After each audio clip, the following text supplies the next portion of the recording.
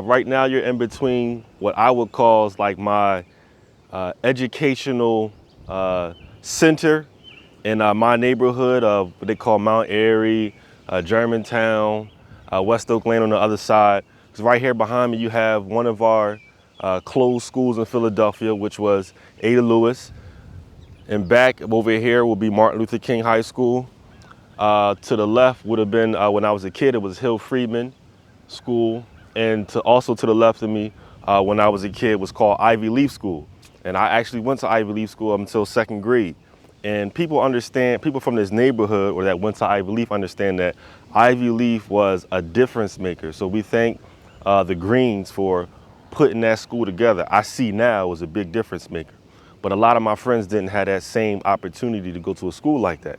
They might have went to an Ada Lewis, or they might have went to Hill Friedman at the time. But this was a special place as a kid because you run back here, especially during the summer. You could run through here, even though it's an all wooded place right here. You could run to Albury, play basketball, or go swimming. What I want to talk about today is the educational scope of Philadelphia and what I see is going on. I feel like I know I'm a qualified person to talk about this because of what I've seen, not because I'm from Philadelphia, because I'm from here and I had a program in school seeing many different schools and what was going on. The fact that I'm doing this behind this school right here is a major reason. They closed this school down, I don't know when, but it's been closed for probably at least 15 years now. They still haven't done anything with it. Why did they close it down? I'm not sure. Why are they closing more schools down? I'm not sure. What's the vision? What's the goal?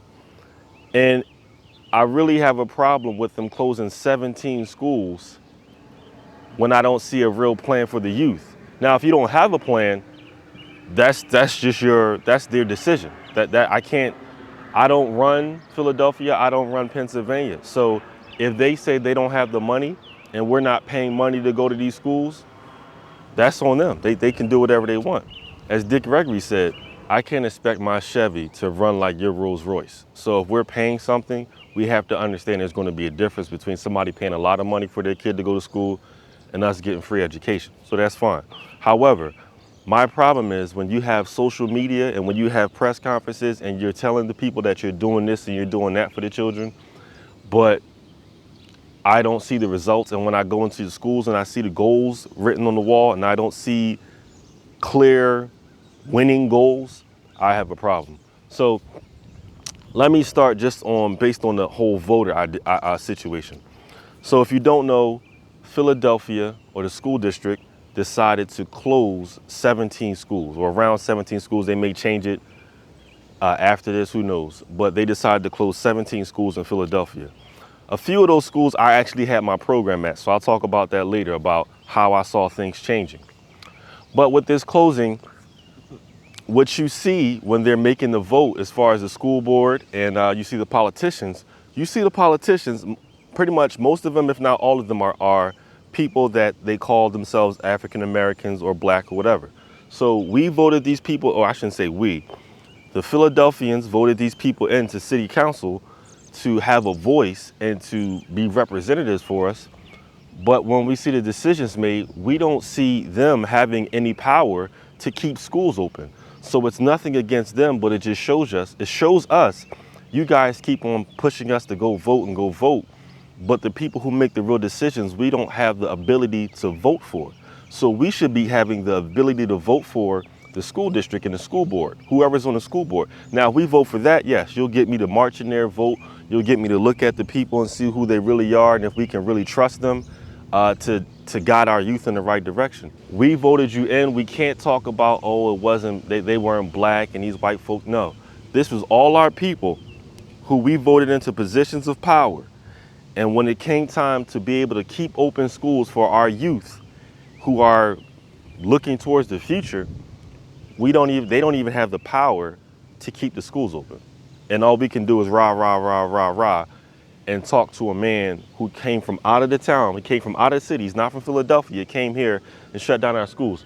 Now let's think about this Philadelphia is a rough city. We know we have streets. We have people who are in the streets. Let's look at this from a street standpoint. So we have our neighborhoods. And let's say some dude from out of town comes into our neighborhoods.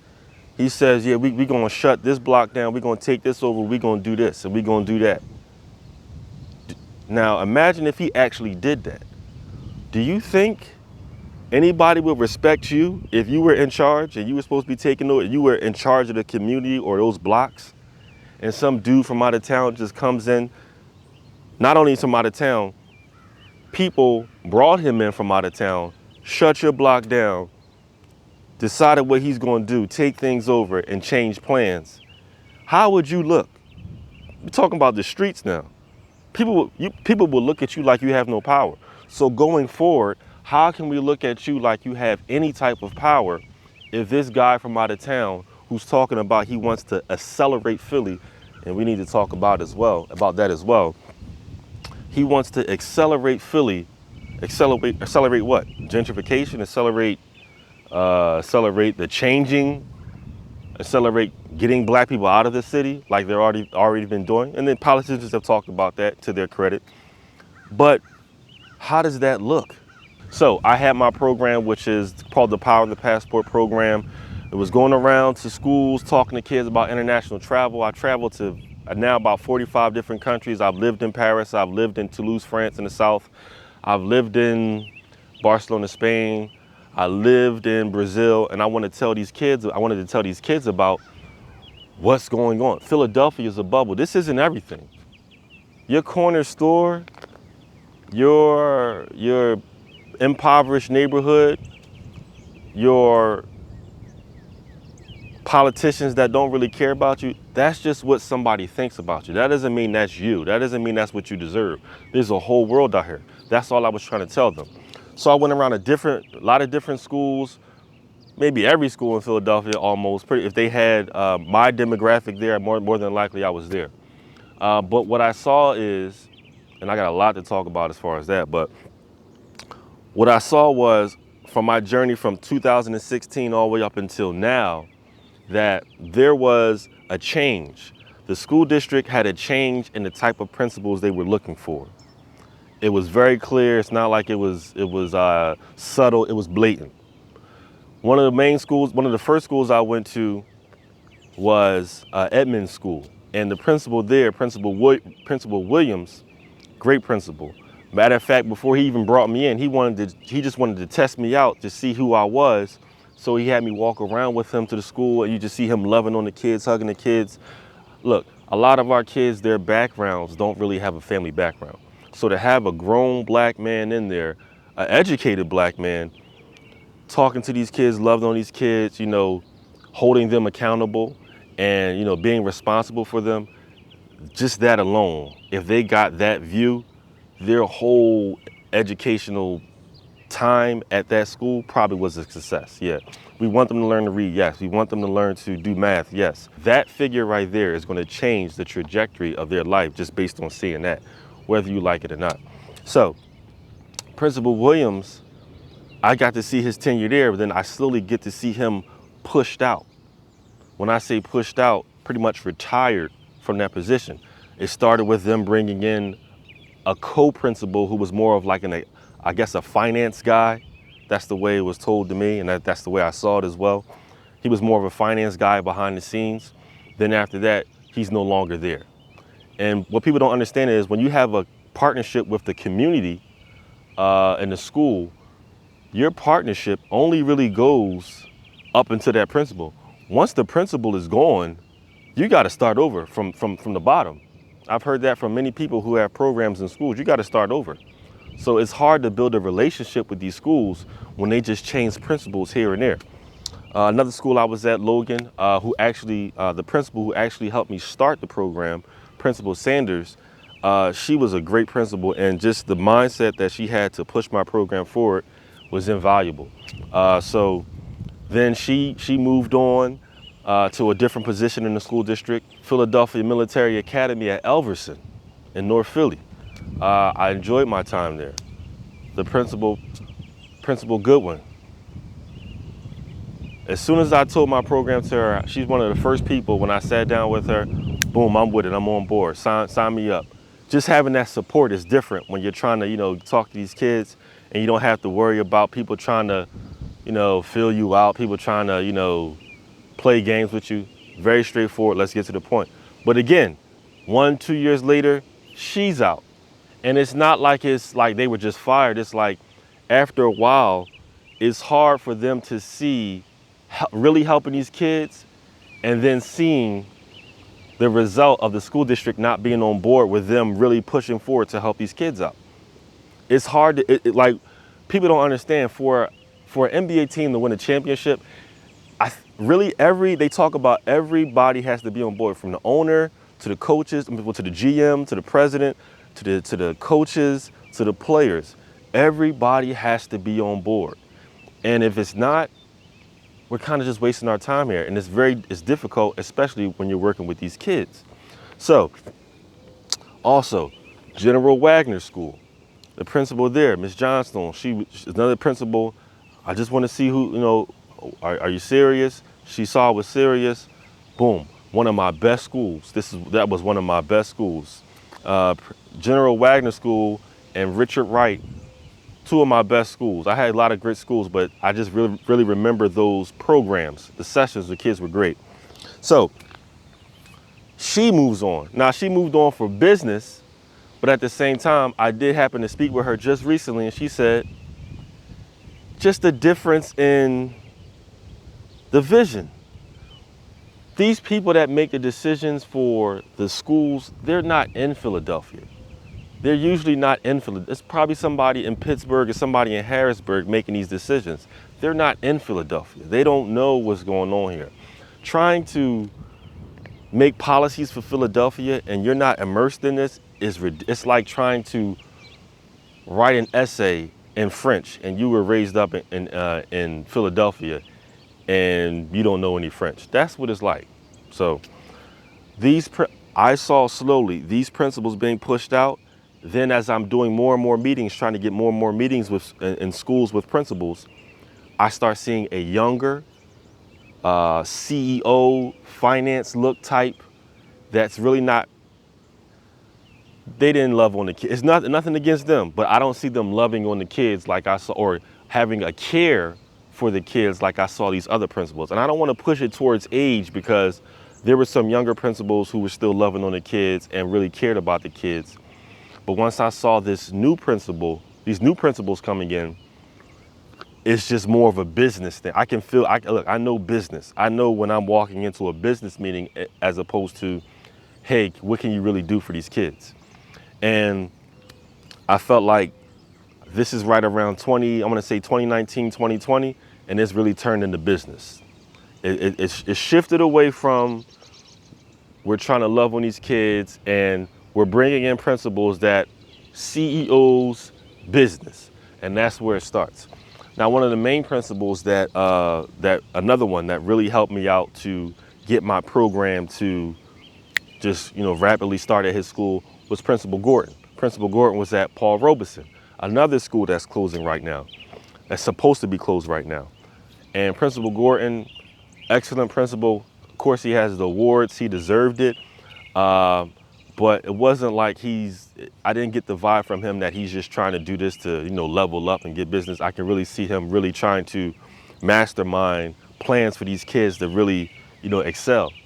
And I feel like that's why he brought in my program, and I really appreciate him for that. But I mean, it was an opportunity for him to be assistant superintendent, which I guess he is now. The meeting I had with him, great, we talked, I'm on board, boom. The next principal that came in, it was just all business. Yeah, we don't have no money. We don't have no money right now. And it was just that was it. It was just like, not even like, well, what can you do for the kids? You've been here. Hey, would you mind doing it for free? And then we see what we can get at the back. Or can you just do it for free? And it wasn't about the kids. And as I try to tell principals, it wasn't always about money. But when you're talking to business people, that's really all they can think about is what they're going to have to pay.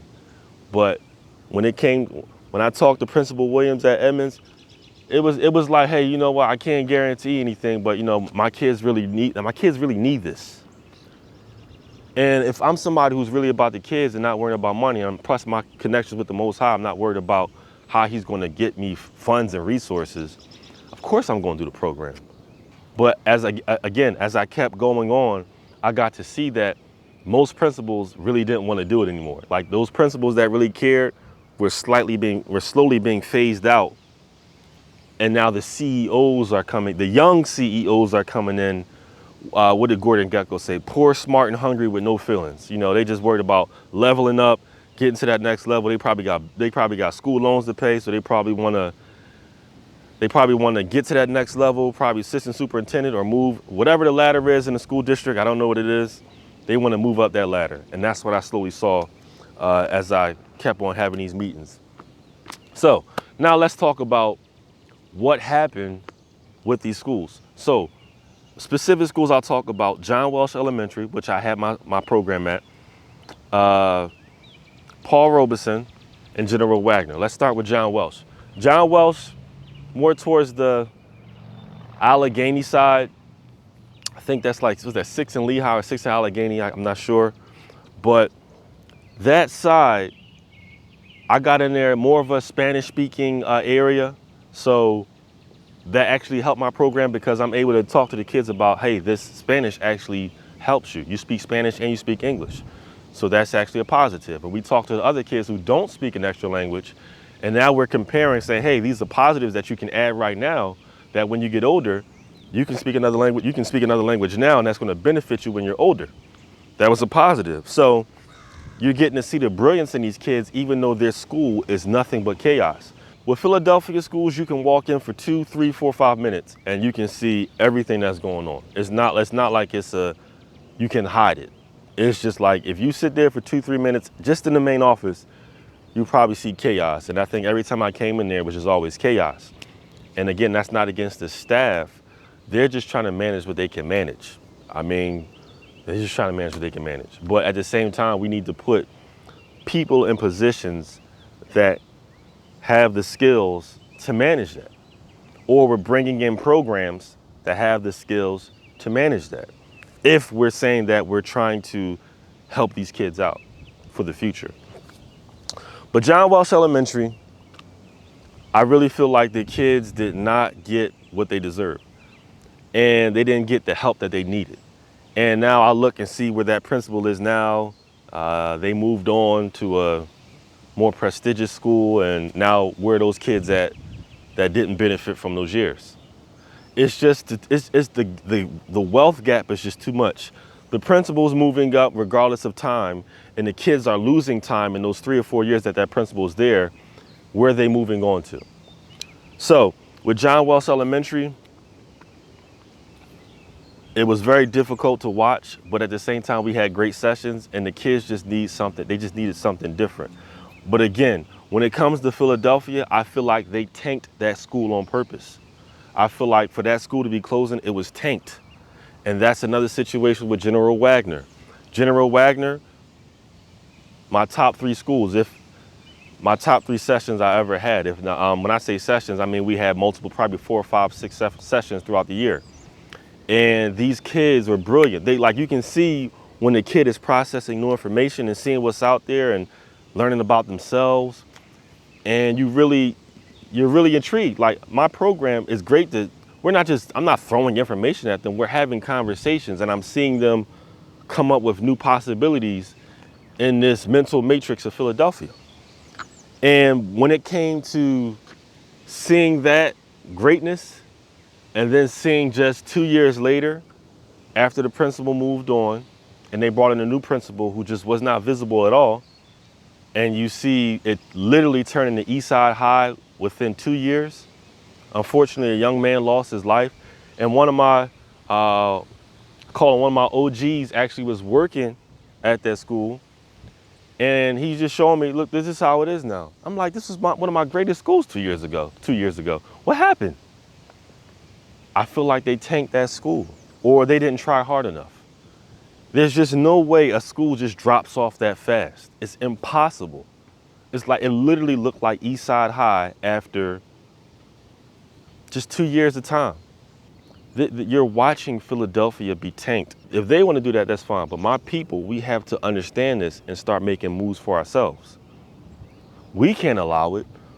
So my plan, as far as them, I say if the whole school district tanks, which they probably wanted to do, we have to be proactive right now, and we have to start building our own educational institutions. When people talk about, well, open a charter school, what you have to do is, and this is probably a good time in May or June, you need to go to a school board meeting and you need to see how they just pretty much just cross off charter schools like it's nothing. I actually went to one when I was trying to get my program out there, and I was trying to talk to a school board member. I sat through the board meeting. It's just like they look at a list of schools, of charter schools. Okay, we done with this, we're done with that. They don't say it like that, but that's pretty much what happens. So trying to do a charter school with the city or the state, I think that's a bad idea because you're basically on eggshells with them. And even if you do great, they can pull the plug on you. So yes, Dr. Umar's idea of raising his own money and buying his own school, which we obviously have, there's obviously real estate out here to buy schools. And the school district of Philadelphia sold Germantown High School for $100,000. So imagine if our community had the money to buy Germantown High School at that time and just start our own school.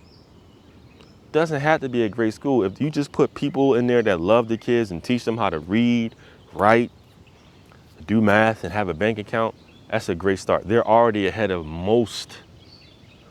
That school would be already ahead of most of the students in Philadelphia because, as we're seeing, a lot of them can't read or write, and it just, the confidence isn't there.